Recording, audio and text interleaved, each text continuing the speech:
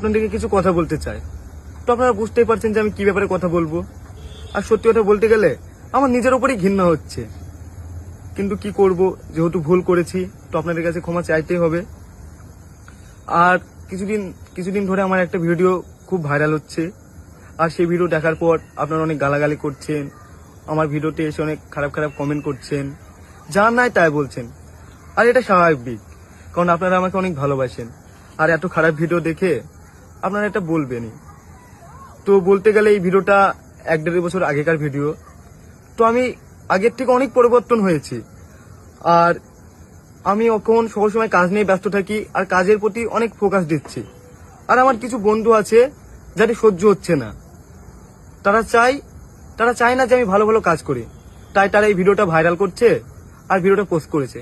তো আপনারা এবার বলবেন কমেন্টে যে ভিডিওটা তোর এত পার্সোনাল ভিডিও, এত খারাপ ভিডিও তারা কি করে পেলো। তো বলতে গেলে আমার একটা বন্ধু আছে, রুবেল বলে নাম।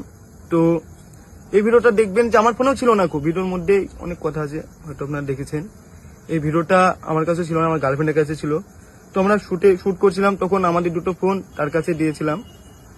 তো আমাদের ফোনের সে পাসওয়ার্ড জানতো, আর তাকে আমরা অনেক বিশ্বাস করতাম, তাই তাকে সবকিছু বলতাম। তো সে আমাদের ফোন থেকে ভিডিওটা নেওয়ার পরে আমাকে কন্টিনিউ ব্ল্যাকমেল করে। তো সত্যি বলতে গেলে